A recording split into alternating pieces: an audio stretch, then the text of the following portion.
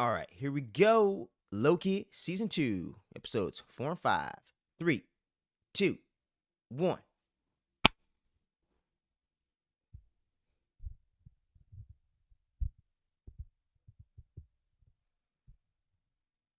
Hey, what up, everybody? Welcome back to the channel. Ooh, let me fix that. It ain't Phantom Frequency without tech issues, am I right?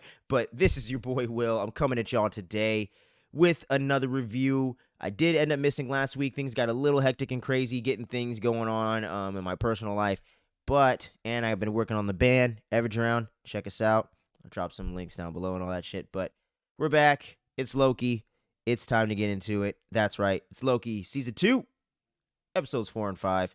We're going to get into all the nitty gritty details, you know what I mean? Get into my thoughts from last week's episode fairly briefly, and then we'll dive into this one and where we think things are going to go for this finale, man. It's hella interesting. I don't exactly know how they're going to pull this all together, and not necessarily in a good or bad way, but just in general, not quite sure how they're going to pull this all together. But I am enjoying the hell out of this thing. Full frontal, man. Spoiler alert. So if you haven't seen an episode, get on over there and watch it. Come on back and check this out. But we're going to get right into this thing right now. Episode 4, right? Or episode 4, season 2. They got Victor Timely, and they're now trying to get his overall cosmic aura, or whatever the hell they call it, so they can get him to OB, fix the device, so that way they can get out there, fix the flume, and save all these branching timelines and all the timelines that have been getting wiped out by the rogue TVA agents who are still locked up in captivity and are somewhat getting interrogated by Agent B-19 and things like that. But all that goes awry when Ravana shows up and everything like that. Takes these motherfuckers out with the square trap thing, smashes all of them. She's like, all right, if you're with me, you're good. If you're not, I'm gonna fucking kill all of you right now. And then the Brad guy's with her, and she's like, all right, well, I guess he's with me. You're not. I'm gonna kill all you motherfuckers. Takes these motherfuckers out, which I kind of wish they'd showed it, but hey, it's Disney Plus, whatever the fuck. Ain't on the adult section, so no surprise there. But still pretty dark, even when you don't see the fucking results of it, because goddamn. And yeah, man. So from that, and then you got our main heroes here, Loki. Sylvie's not playing nice, not quite as cooperative with this overall plan. Would much rather take him out, and thinks that all the TVA agents should go back to where they were on the sacred timelines, or I mean, on the branch timelines in the multiverse. Go back to where they came from and live out the lives that they had, and not be subjected to serving the TVA and doing this whole thing that they never chose to do in the first place. But some people like Agent B-19, Agent Mobius, my boy Owen Wilson, wow, this whole fucking season, his acting's been phenomenal, even on a whole nother level. But it is very interesting to see how agents like them from the TVA would prefer to keep doing that. They've dedicated their lives for millennia, and who knows how long, to doing that. So that whole philosophical conversation that's been going on since the beginning of season 1, but is really carrying over to this current season in the second one here, is really strong, man. And I think a lot of these themes and a lot of this character development is actually really enriching the show that is actually pretty lacking in action if you're really looking at it. But for me personally, I don't always need action, even in my comic book superhero things. You know what I'm saying? I don't always need action in that. To me, if you have good, interesting things going on with the characters, and they're having interesting challenges, and there's something going on that's really captivating to me between different philosophical, spiritual type things, or just, character dynamics and them dealing with an issue they have with each other personally. When you can really work in the more mundane, more human aspects of the characters, the things that we can all connect to, I think it just really enriches the characters and really makes things much stronger. And that's some of the element that's been missing lately in the MCU as a whole. Not entirely, like the whole thing, there's never been any good character development or themes getting explored, especially with Phase 4 being about grief and how we process that. But some of that got a little lost in the weeds with the way that it ties in with the overarching franchise in that aspect, but still takes time to build its characters and give you a compelling story here and now, and in and of itself. So Loki just continuing to do that.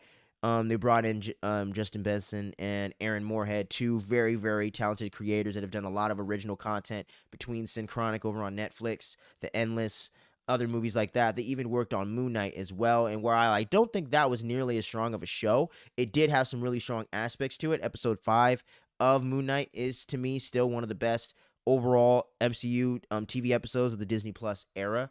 So I dig it, man. But in general, when it comes to Loki season 2. They're all trying to figure this thing out. You know, you got Jonathan Majors, Victor Timely version or variant of Kang.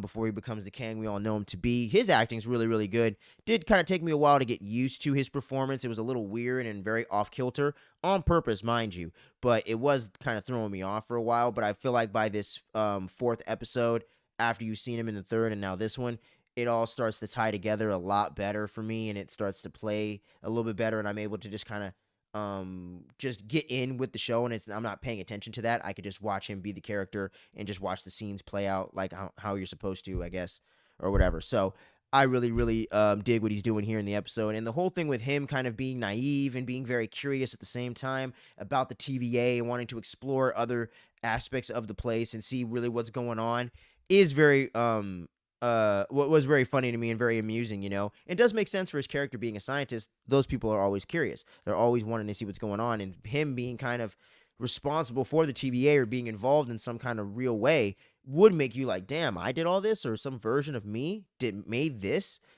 place, made this whole thing happen.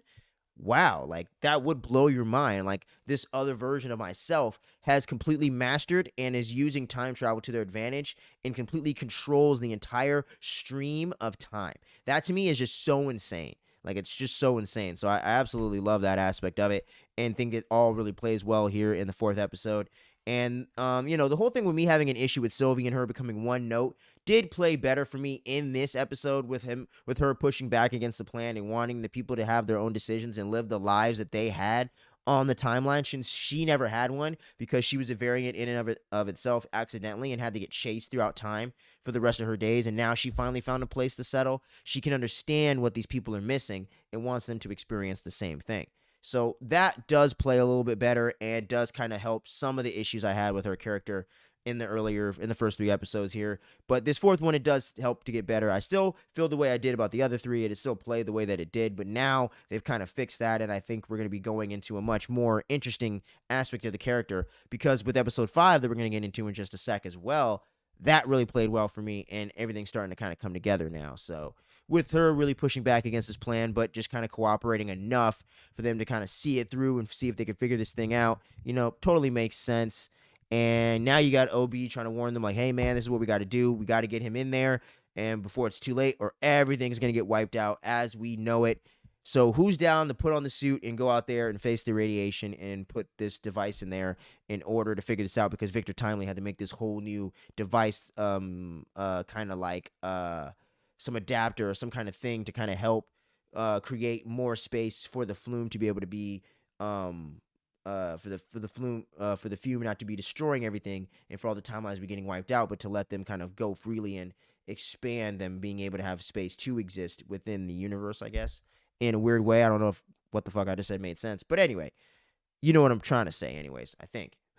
But yeah, so you got all that going down. Victor Timely, he's the one that decides and volunteers all ego like to go do it, and then once he does so, his ass is wiped out automatically, and I was like, what? Like he literally got disintegrated and wiped out of the stream of time. I was like, what the fuck does that mean, man? Like obviously I think shit's about to go awry, but what the fuck does that mean that Kang the Conqueror essentially just got wiped off the timeline right here? Victor Timely, whatever you want to say, a variant, whatever the fuck. I'm like, what? So that whole aspect is crazy. And then there's a whole big explosion with the flume in general, and everyone disappears. And then we just see Loki blink his eyes and cut to black. Big old fucking cliffhanger. And that's when I was like, God damn, Loki season 2, you got me again. I'm fully in now. It took a little while. It took a little longer than season 1. But overall, I'm in now. So episode 4 up until this point of episode 5 was definitely and definitively my favorite episode. But now let's go ahead and transition into episode 5 itself. And we pick back up with Loki opening his eyes and seeing that he's left alone in the TVA. And everybody is fucking gone, dude. No sign of Renslayer. Apparently, Miss Minutes, actually, I forgot to mention that about the last episode. They overrided her system so that way she would get wiped out and the whole thing would get rebooted again. But I would assume that she's going to make her way back into the picture by this finale episode after this one, the fifth.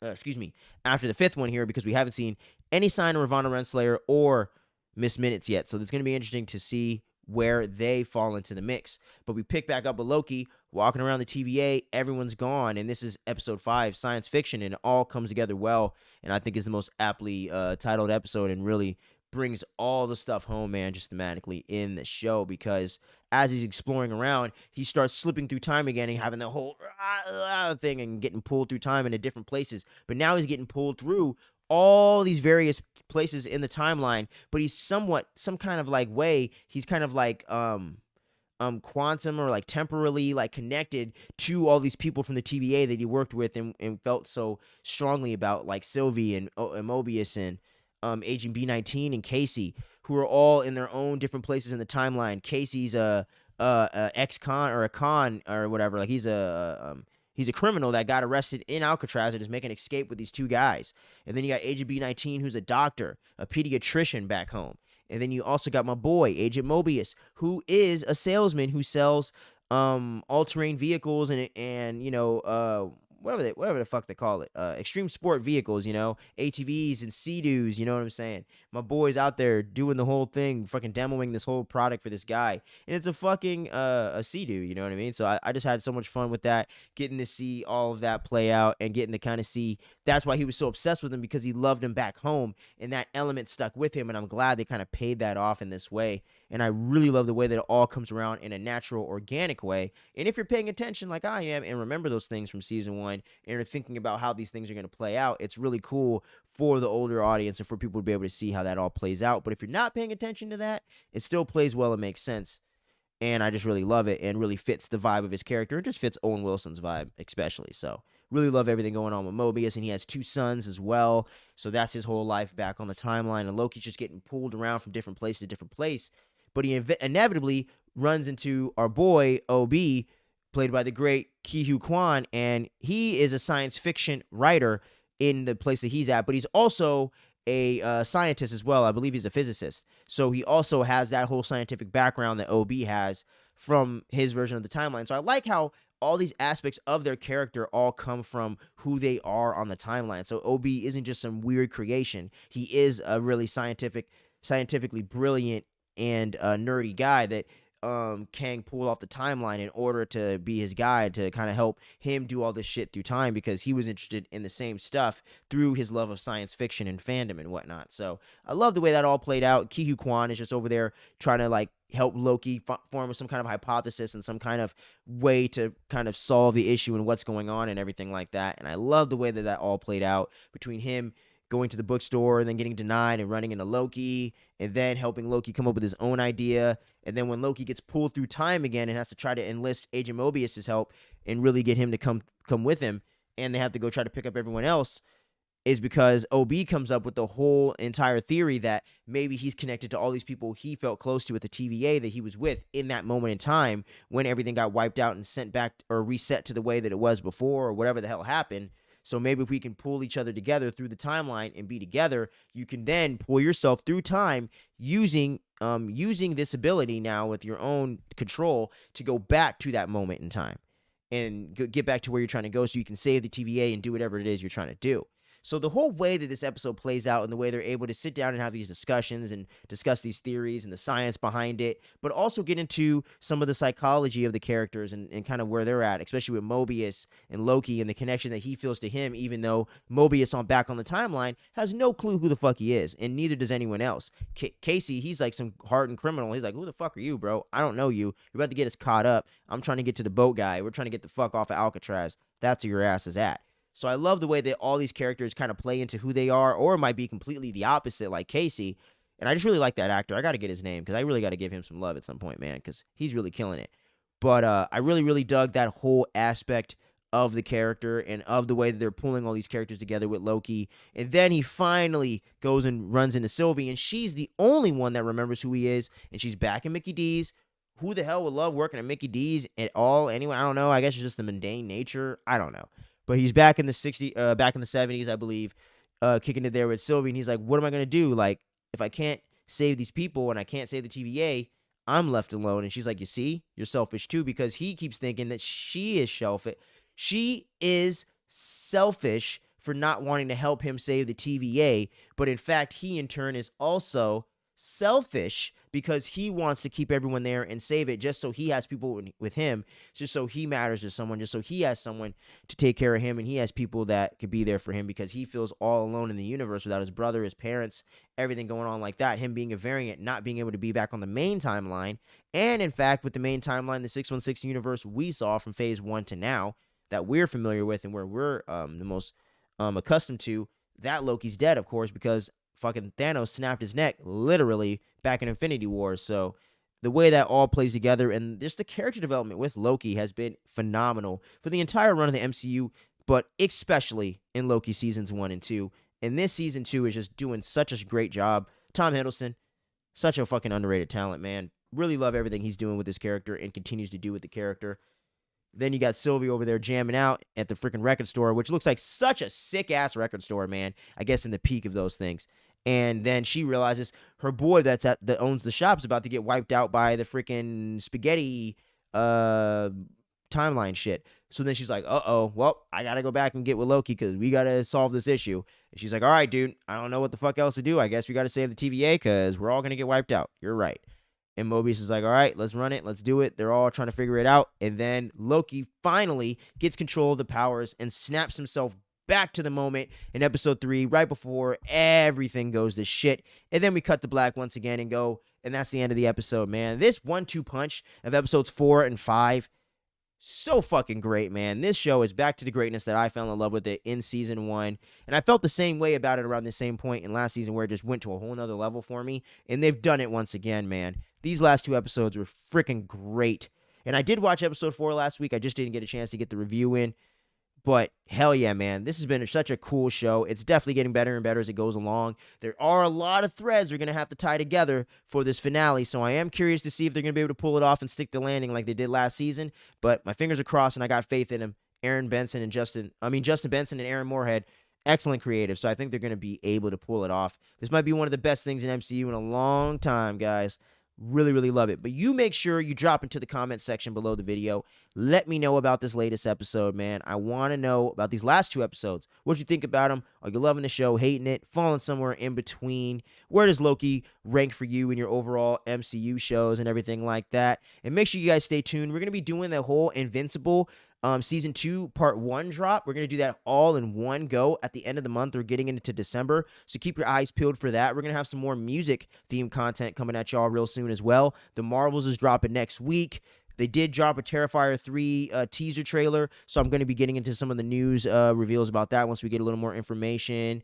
And yeah, so look out for that. We got a lot of cool stuff on the channel for you guys to check out if you haven't already, and a lot more stuff in store for y'all. So make sure you stay tuned. Don't sleep. Thank you so much for watching this or listening to this latest episode. I appreciate each and every one of you. Much love. Stay safe out there and look out for your loved ones, all right? Peace out.